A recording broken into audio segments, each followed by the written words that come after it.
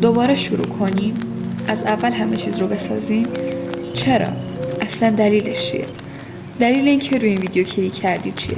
در صورتی که میتونستی بری و همین الان یه ویدیوی الکی و وقت تلف کن رو ببینی. اما به این ویدیو دعوت شدی. تو روی ویدیو کلیک کردی، پس میخوای انجامش بدی. تو میخوای یه تغییر بزرگ ایجاد کنی، میخوای از اول بسازی. اما کسی نبوده که بهت بگه کی، کجا و چطوری باید انجامش بدی. تو همیشه خواستی موفق بشی، پیشرفت کنی، پول در بیاری، درآمد داشته باشی، ورزش کنی، وضعیت فیزیکی رو تغییر بدی و هزار کار دیگه. ولی حتی جرأت این که یک قدم براش برداری رو نداری، چون از شکست میترسی. ترس این که دوباره توی این مسیر شکست بخوری. برای همین بیخیالش میشی. زمان همینطوری داره میگذره و وقتت هم داره تموم میشه. از فردای خودمون خبر نداریم. بودنمون در آینده معلوم نیست. همین الان چشماتو ببند. تصور کن که 80 سالته و روی تخت بیمارستان یا خونت تنها دراز کشیدی. چیزی به این که از این دنیا خداحافظی کنی نمونده. زمانت به شدت کمه و هر لحظه ممکنه تموم بشه. یا آلبوم عکس کنارته، آلبوم عکس‌های جوونیات.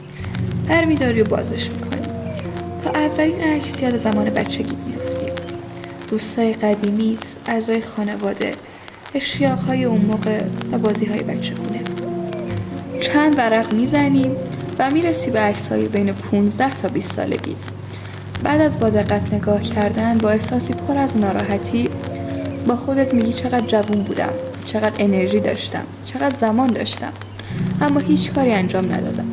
تمام اون زمان رو صرف چیزای بیهوده کردم که هیچ نفعی برام نداشت. وضعیت فیزیکی خوبی نداشتم و هیچ وقتم سعی نکردم درستش کنم. حتی یک کارم برای موفق شدن یا حداقل به جای رسیدن نکردم. کلی ایده داشتم و هنوزم دارم. ولی من 80 ساله دیگه مثل من 18 ساله نیست و هیچ وقت نمیشه. چیزی به مرگم نمونده و وقتم تموم شده. و همینجوری ادامه دادی و با حسرت اون آلبوم رو نگاه کردی. واقعا همچین حسی رو میخوای؟ میخوای با حسرت بمیری؟ میخوای هیچ وقت اون ایده ها رو عملی نکنی؟ برای هیچ کاری اقدام نکنی؟ یه زندگی تکراری که آخر چیزی جز پشیمونی نیست. تا کی میخوای این کار رو ادامه بدی؟ تا 80 سالگیت؟ تا وقتی زمانت کاملا تموم بشه؟ تو رو نمیدونم، اما من هیچ وقت همچین چیزی رو نمیخوام.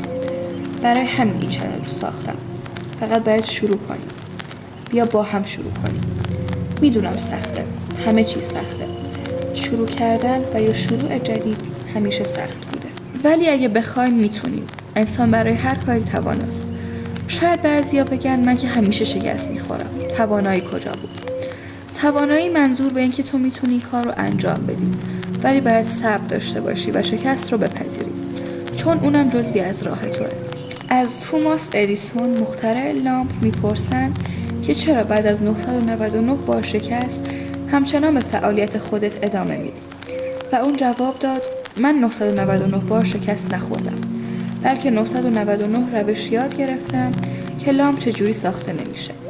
موفقیت 99% شکسته. انسانی نیست که توی تلاش اول موفق بشه. همه شکست خوردن تا به اون موفقیت برسن. و هر کسی که موفق شده به این معنی که تسلیم نشده و به کارش ادامه داده. شاید هزاران انسان ایده هایی داشتن که میتونسته راه انسان رو عوض کنه و یا زندگی انسان رو کاملا تغییر بده. ولی بعد از چند بار شکست دیگه سراغ اون کار نرفتن و فکر کردن که هیچ نتیجه ای نداره.